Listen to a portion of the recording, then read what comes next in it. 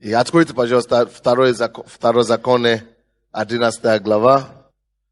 Буду считать 22 по 27. Ибо если вы будете соблюдать все заповеди сии, которые заповедую вам исполнять, будете любить Господа Бога вашего, ходить всеми путями Его и прилепляться к Нему, то изгонит Господь все народы сии от лица вашего. И вы овладаете народами, которые больше и сильнее вас. Скажите, вы овладаете народами. Скажи, я овладею народами. Народами. Народами. Вы овладаете народами. Овладеете народами. Вы овладеете народами. Вы овладеете народами. Я овладею народами. Я овладею народами.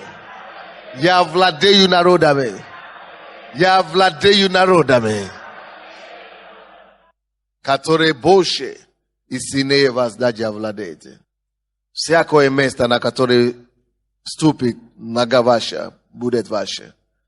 От пустыни и Ливана, от реки Ефрата, даже до моря западного, будут пределы ваши.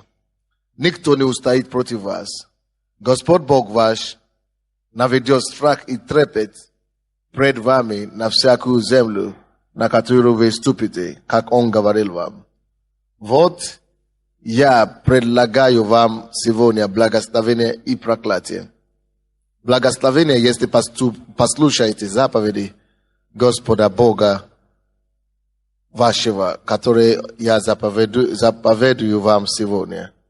А проклятие, если не послушаете заповедей Господа Бога вашего, уклонитесь от пути, которые заповедую вам сегодня, и пойдете вслед богов иных, которые вы не знаете.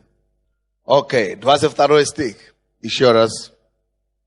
Ибо если вы будете соблюдать все заповеди сии, которые заповедую вам исполнять, то есть Слово Божье, заповеди Его, жить порядочно, жить святой образ жизни, ходить путями праведности, иметь страх Божий, любить Его и просто желать того, чтобы Его царство прежде всего пришло на землю, как на небо. Если вы будете соблюдать все заповеди и будете любить Господа Бога вашего и ходить всеми путями Его и прилепляться к Нему, напишите некоторые вещи. Первое. Если мы будем исполнять заповеди, главное, как бы заглавие такая. Если будем, первое, исполнять заповеди. Второе, любить Господа Бога нашего. Третье, ходить всеми путями Его. Четвертое, прилепляться к Нему. Какие 4 вещи? Если вы будете, что? Первое, не слышу. Может быть, мне лучше повторять? Первое, то есть заглавие такое. Если будем, если буду, или будем, первое. Если будем, первое, исполнять заповедь, то есть заповедь Господа. Второе, любить Господа Бога нашего. Третье, ходить всеми путями Его. И четвертая вещь, прилепляться к Нему. Значит, повторите еще раз. Если мы будем что делать? Исполнять заповедь. Скажите еще раз. Заповеди. Скажите, Господь, дай мне благодать одеть в Твоих заповедях. Чтобы Твоя заповедь не была тяжка для меня исполнять. Дай мне эту благодать. Возврати меня на место исполнения Твоей заповеди. Чтобы мне было легко исполнять Твои заповеди. Второе, что? Кто из вас может сказать, я его очень люблю? Вы знаете, легко его любить здесь, когда помазание облегчает ситуацию. Но если вы действительно в глубину души очень любите, это выше всякой цены серебра и золота.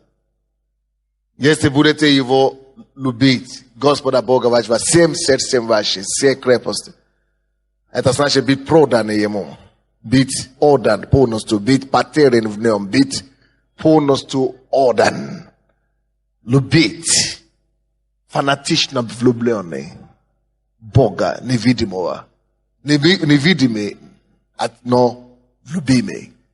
А что значит любить? Это значит, я настолько люблю, я могу все делать ради него. Я готов все делать для него, все отдать, все жертвовать, все делать, что он не скажет, все, мне все равно. Я слишком его люблю, чтобы было что-то, чего я не мог бы позволить себе делать для него или ради него. А это доказательство, что я его люблю больше всего. Вы знаете, было такое время в жизни моей, когда люди говорили и говорят о посвящении Богу, чтобы отдать все Богу, я всегда боялся, только чтобы он не трогал вот это. Только вот это, чтобы не затронул. Вот только чтобы это оставалось мне. Только чтобы не попросил, чтобы я ему отдал это. Только я все отдаю, Господь, но делаю вид, что я забываю еще. Это. Вот, допустим, можете ли вы ему все отдать, даже если он вам скажет, тебе не надо выйти замуж? Бани места такие, точки, которые есть, да? Можешь ли ты все отдать ему, что все, Господь, я настолько тебя люблю, я даже готов, если ты даже скажешь, не женись. Только одна рука я там вижу. Но тяжело. Вот так этот экзамен начинает сдавать. Я настолько его люблю, что я готов даже жертвовать все и всеми для него. Это забавно, это серьезные вещи. Вот, и Бог так говорит, если будете вот так его любить. Третий, если что, ходить всеми путями его. Это тоже непросто. Ой-ой-ой. Скажи, Господь, научи меня, помоги мне, дай мне способность, дай мне благодать Твою. Ходить всеми путями Твоими. Всеми путями Твоими. Всеми путями Твоими. Это значит во всем быть послушен. Заповеди – это то, что уже написанная воля Бога. Написанные пути Бога. А пути, всеми путями – это то, чем Он будет тебя руководствовать. С тем что Он будет тебя говорить живую. Сегодня реальные вещи. Как Он будет тебя вести. Как Он тобой руководит. Можешь ли ты ходить во все эти пути? Даже когда ты не понимаешь, когда ты даже не знаешь, куда этот путь приведет. Можешь ли ты ходить всеми путями, довериться Ему, что Он знает лучше. И если Он вот так ведет, значит Он знает, как лучше. Значит так лучше. Значит так надо идти Его путями. Мы нуждаемся в благодати, правда? И четвертое. Прилепляться к Нему. Вот почему я такой нерелигиозный. Не могу быть религиозным. Я теперь понял почему. Потому что я слишком продан на него. Я слишком радикальный, чтобы его любить. Неважно. Всеми способами, всеми методами. Мне уже все равно. Я еще прилепляться еще ближе. Ради этого я уже готов и лечь на поле, валяться где-то, и бегать, и умоляться. Все. Моя цель просто каждый день стараться приблизиться больше и больше, и ближе. Это должна быть задача такая. То есть, если не гнаться за Богом, Он не стоит на месте, Он двигается. Ты можешь его терять с виду.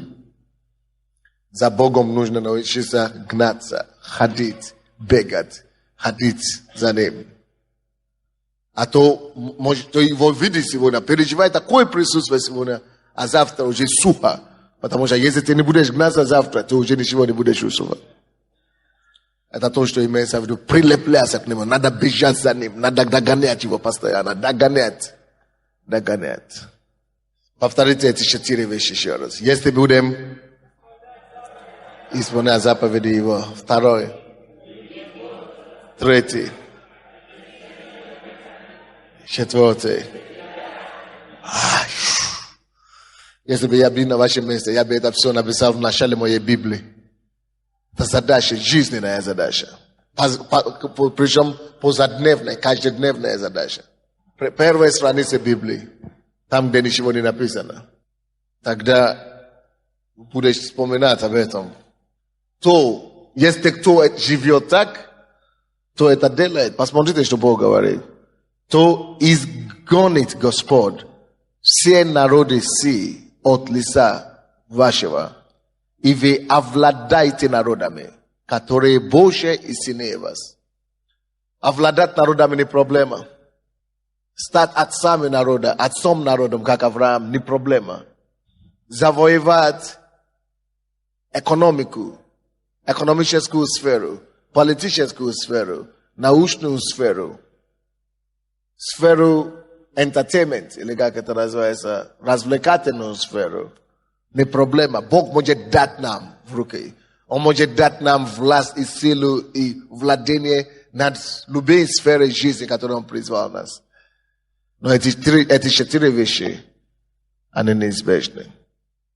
Если мы, Он говорит, если вы это сделаете, то если ты свою сторону делает, а Бог делает свою сторону, то изгонит Господь.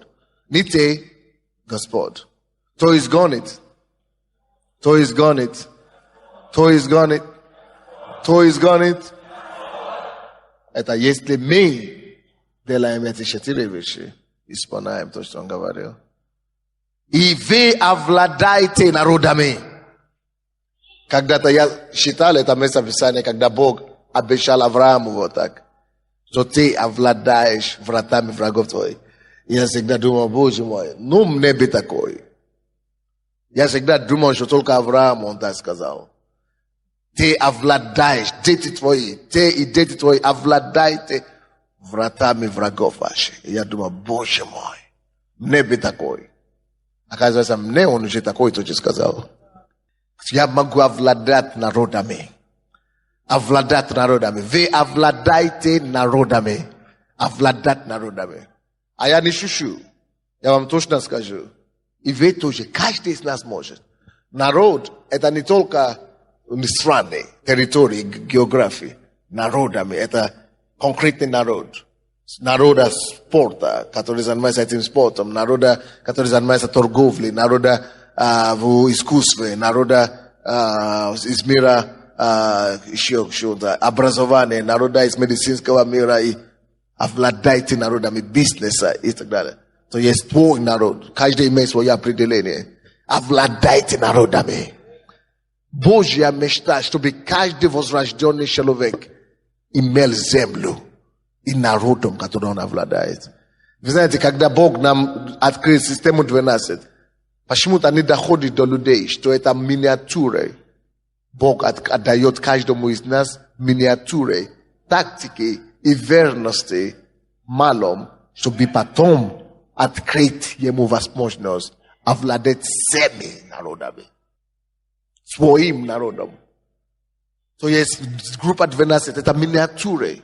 Верность в этом даст тебе Богу возможность дать тебе овладать целым народом. Пусть Бог поможет нам. И пусть Бог поможет нам помочь нашим людям. Если люди наши только ходят в церковь, и они не завоюют никакой землю, никакой территории, никакой сферы, это трата времени. Они только живут как неверующие. Какая разница тогда? Неверующие пьют, рабрами не пьют, они работают, спят, воспитывают своих детей, свою семью, ходят на работу, живут для себя и умирают. Так и мы, не дай Бог. Потому что самое лучшее, что мы можем оставить с вами здесь на земле, это посеять жизнь другим, размножать жизнь. Размножать жизнь. Не просто евангелизировать. То евангелизировать, просто рассказать о Боге, пускай придет в церковь, пускай покается. Нет. Воспитывать, рожать народа. Это значит воспитывать народ, Изращивать народа, конкретно. Наследовать землю. Не только народ, как людей. Землю, это включает и народа, который на нем живет, и систему, сферу жизни, куда Бог призывает. Это может быть географическую страну или нацию, но это конкретно может быть связано с землей конкретно. Народ это не только человек. Народ это человек и его земля. Если мы скажем украинский народ, имеется в виду земля Украины. Если мы говорим, что украинцы живет в Канаде, это уже не украинский народ. Это просто украинцы, которые живут в Канаде. Но украинский народ живет где? На Украине. Народ это включая и то, и другое. Совокупность. Вот когда речь идет о том, чтобы я даю тебе народа искусства, это имеется в виду не только привести к Богу покаяние, те, которые занимаются искусством, но это значит принести в принципе Бога, мир искусства, чтобы само искусство начало меняться, чтобы эта земля была спасена, была искуплена тоже. Чтобы система эта была охвачена Богом. Не только человек. Вы понимаете, в чем речь? Да, о чем речь? Овладать народами. Он говорит, вы овладайте народами. Давайте оцените себе. Получится ли у меня овладать народом? Получится, поверьте Богу и трудитесь в этом направлении. Двигайтесь к этому. Не только у вас должна получаться, вы должны поднимать народ, который овладает народом. Вы должны воспитывать только таких, которые овладают народами. Вы должны поднимать только таких, которые не только живут для одного поколения, не только живут для одной жизни, но те, которые живут для поколения. И Бог будет бороться за нами, потому что Он видит, что мы боимся Его больше всего. Мы ходим, мы послушны Его заповеди, мы любим Его больше всего. Мы слушаем все Его пути, мы слушаемся Ему, ходим всеми Его путями, и мы гонимся за Ним, мы приближаемся к Нему. Он тогда изгонит все народы, все врагов от лица нашего, так, чтобы мы овладали народами, которые больше и сильнее нас. Все мы, которые мы здесь сейчас, да? Куда бы мы не призваны с вами? Назовите, куда вы призваны. Любой сферу, эти люди сильнее вас. И больше вас. Это система больше тебя. Если Бог тебе обещал, что Он тебе даст влияние в круги музыкантов, или как это, певцов, звезд, чтобы завоевать этот рынок, пока на сегодняшний день они вещи тебе, эти люди, которые вращают это все вещи, сильнее вещи. Но это нормально. Именно как раз это то, что Бог делает. Если они не вещи тебе, тогда при чем тут Бог? Богу не надо тут вмешаться. Но раз они вещи тебе, в этом и будет доказательство. Если они больше тебе, не это должны тебе страшить или страшать. Мы не должны смущаться или страшиться от этого. Но это как раз и есть доказательство, что когда Бог мне его даст, что это не я завоевал сам своими способностями, а на самом деле это Бог. Так что, братья и сестры, если то, что Бог вам говорит делать, оно выглядит страшно, оно выглядит ужасно, оно выглядит больше нас, то это как раз. Иногда раньше, когда я смотрел на Украину, я переживал, я думал, наверное, это никогда не будет. Но на сегодняшний день я уже смотрю сквозь Украину, через Украину. Как это уже пройденный этап. Хотя это еще не произошло, но моей вере это уже произошло, это уже. Поэтому возможно, что вы уже смотрите сейчас на то, к чему Бог вас призывает. Вы даже еще не видите ни грамму исполнения. Вот, допустим, я однажды видел, но я давно, 5 лет тому назад, видел, как я оказался в мире звезд, развлекательного, развлечения, шоу-бизнеса, да, шоу-бизнеса Украины. У меня был день рождения, 28 мая, в этом сне. И зал такой маленький, где-то на 200 человек. Хороший, ремонт хороший. И этот зал был заполнен. Я сейчас думал, что Бог мне дает откровение. Наверное, это будет в нашем здании все-таки. Но это здание было заполнено, этот зал был заполнен именно, почти всеми именами шоу-бизнеса Украины. Виктор Павлик, Таиса, как это ее зовут, Ирина Бил, все, братья Кличко, Но все вот такие режиссеры, людей искусства, вот, выдающиеся, вот, именно людей искусства, шоу-бизнеса. И они все сидели вот так. И они пришли меня поздравить на день рождения. И делают программу, такую специальную программу делают. И я, так это интересно было, за этим залом, как бы дверь такая, за сценой была дверь, и с этой двери я могу войти сюда, в квартиру. У меня там была квартира в этой. И я сейчас поэтому думал, наверное, это наш Дзане речь идет. И теперь начинается быть реально, видите? И я мог войти в это. И я видел, что они уже пришли сидятся, а я еще принимаю душ. И когда они уже закончились, у меня было только нижнее белье. Как будто я иду купаться. Я уже вышел, я смотрю, вы уже здесь? Но я не вышел, я не видел. Я говорю, хорошо, я сказал кому-то из ребят, ребята, мои помощники, я говорю, давайте, идите сюда, дайте мне. Я понял, как будто мои одежды находились у моих помощников. Мои помощники должны гладить, готовить, и мне дать. Я говорю, слушайте, я уже закончил купаться, у меня нижнее белье, я жду вас, чтобы вы мне принесли. Они говорят, мы еще не закончили готовить его. Готовить одежду. Я не мог одеться, потому что гости уже ждут, а мои одежды у помощника, они должны принести через другую комнату. И Павлик бегает там, что-то делает.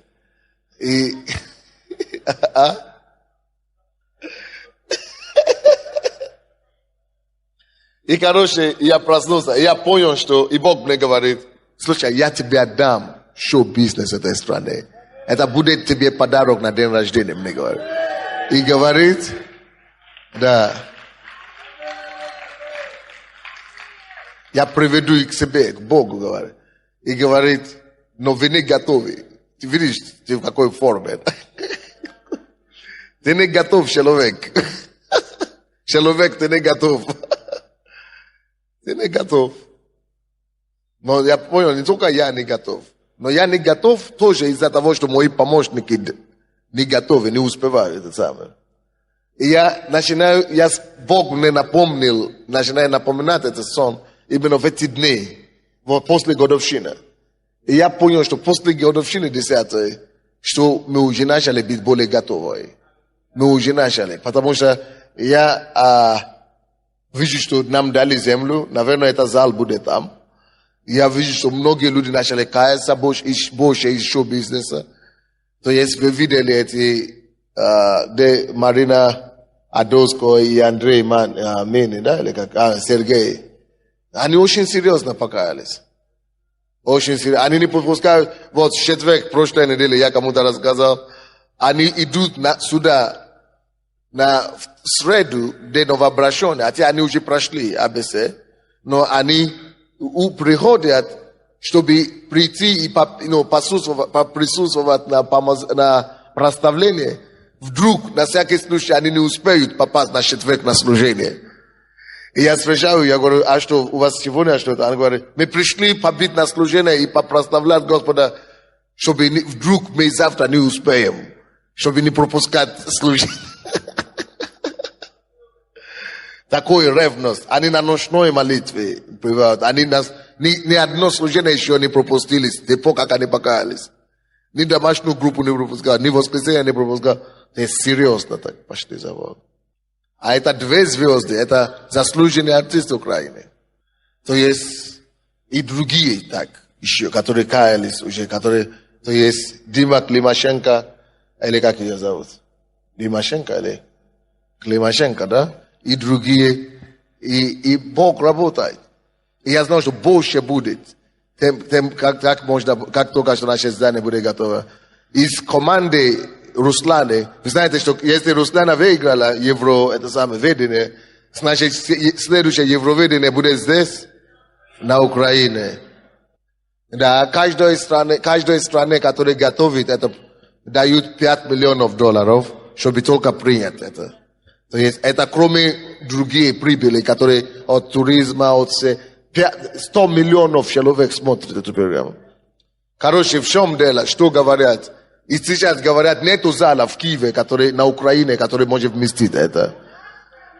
И мне звонят. Я люблю. Видите, я так люблю мой народ, потому что мы на ура всегда кинемся. Мы на ура всегда бросаемся. Конечно, зря сейчас кричат ура, потому что это же нереально. То есть, как бы мы ни старались, нереально в течение года строить это. Короче, мне звонят, даже из команды Русланы, домой ко мне прямо. Они говорят, пастор Сандей, вы слышали, что мы выиграли? Я говорю, я слышал, но я не был, мой еще не был. Они говорят, слушайте, поздравляем вас, ну, они нас поздравляют, потому что они считают себя тоже как, ну, верующие, сейчас наши тоже. А я не говорю, ну, потому что она же хотела, вы видели ее интервью, она же хотела приехать к нам, петь и все. То есть, они себя считают счастьем нас тоже. И говорит, может быть, вы успеете построить здание, говорят, чтобы мы могли, чтобы верующие в церкви именно принять евроведение, говорят. Да, если государство вместе, нету такого зала, и мы как раз хотим строить такой зал. Короче, наша задача соблюдать заповеди Господа, ходить во всех его путях, любить его и прилепляться к нему. И Бог сделает остальное. Слушайте меня, не? И говорит, всякое место, на которое ступит нога ваша, будет ваше. От пустыни и Ливана, от реки Ефрата, даже до моря западного, будут пределы ваши. Никто не устоит против вас. Господь, Бог ваш, приведет страх и трепет перед вами на всякую землю, которую вы ступите, как Он говорил вам. Братья и сестры, давайте начнем что-то делать. Я очень сильно думаю, когда Бог мне дал это слово сегодня, Он мне говорит, скажи им еще раз по поводу группы 12. Это серьезно. Это мой способ, это мой путь к тому, чтобы начинать исполнить это обетование. Народ мой, который служит мне, который жертвует свое время, чтобы другим служить, а им я хочу дать овладеть народами. Но если они ничего не будут делать, ничего никогда не будет. Поэтому давайте начнем что-то делать. Послушание и исполнение заповедей – это один из способов, как получить Божье благоволение. Божье благоволение именно и есть в этом, что Он отдаст нам народы, и что Он даст нам владеть народами, что Он прогонит наших врагов из присутствия нашего, и что Он прогонит всех народов, которые сильнее нас и многочисленнее нас. Это и есть благоволение. Это и есть Бог благоволение. Однако надо начинать что-то делать. А Он говорит, что если вы будете слушаться Ему, ходить Его путями, послушание очень важно. Даже в этом деле, в группе 12, это вроде бы не в Библии написано, но это послушание тоже все-таки. Потому что это программа, которую Он нам дает. И мы говорим, это послушание приведет нас к тому, чтобы овладеть народами. Давайте будем серьезно к этому относиться. И послушание возвысит нас во имя Иисуса. Аминь. Давайте станем. Господь, мы благодарим Тебя за это время, и за Твою благодать, и за Твою силу, и за Твое присутствие сегодня. Спасибо за то, что Ты дал нам. Спасибо, что Ты пришел посчитать это служение сегодня. Спасибо, что Ты распускаешь нас миром и с благодатью. Будь прославлен, Отец, во имя Иисуса Христа. И весь народ Божий сказал, с Богом вам, ребята.